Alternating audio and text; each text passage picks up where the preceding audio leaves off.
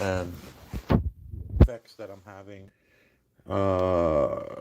Where tonight, well, last night was the first night that I didn't lay in bed and just use my heel to rub and rub and rub and rub all this here, all the pain that comes into the large toe area where the bunion would, where you would call the bunion area.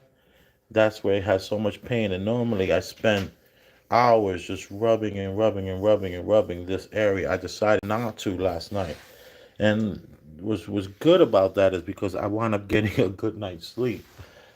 Where normally I'm up for hours and hours and hours. Hold on. Maddie, turn that hallway light on right there for me, please.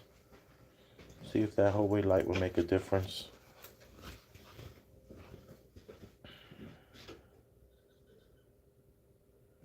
Small difference. And we can see that the inflammation has gone down tremendously.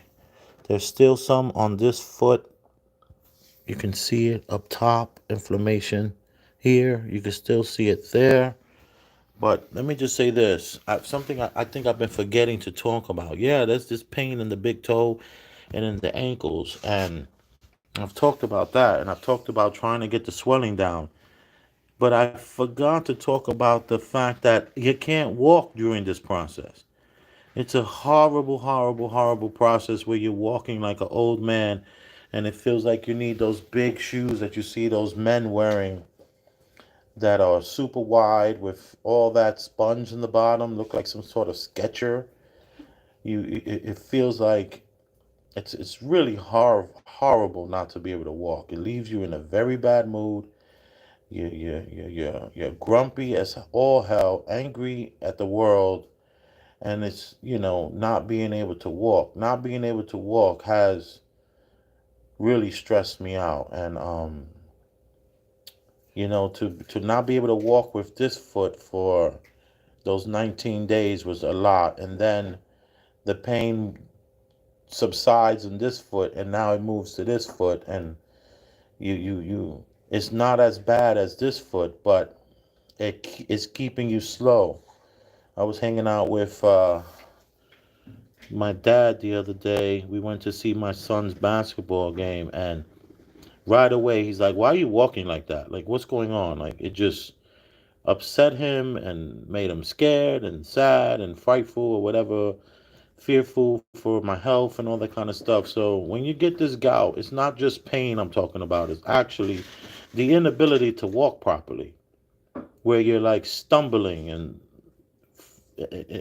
every step it hurts so bad because of this big toes. These big toes carry so much weight. And now today, all the pain is in here, in the ankle. Deep, deep, deep, deep, deep, deep in the ankle. And it feels like you want to just shake the leg and snap it back into place. But it's not working like that. But that's how it feels in your mind. In your mind, you just feel like I could just snap it or wiggle it into a place where like lifting it up like that is super painful. So when you're adding all this weight on top of it, you can't just you can't put all the pressure on this foot. This foot doesn't want to have all that kind of pressure put on it. So you find yourself limping. And that's what becomes really, really stressful about this gout is the inability to walk properly when it's time for you to go somewhere, get out of the car, move the children, grab a bag, make yourself something to eat. All these different things require massive amounts of energy, and it gets extremely stressful. So I thought I would share that. This is like my fifth vlog on this gout situation that has been in my life for about 2 months, and probably it's been part of my life every time I hurt my toe and thought that it was, the shoes were too tight, or my ankle locked up on me and I thought I was just driving and the wrong position for too long. And it's really that sugar um, that won't that's too much sugar in the body. The body creates uric acid. That uric acid won't go through the kidneys fast enough, so it gets stuck in the joints, and then an arthritic, like arthritis kind of a thing here. So I'm suffering from arthritis in these big toes and inside this ankle.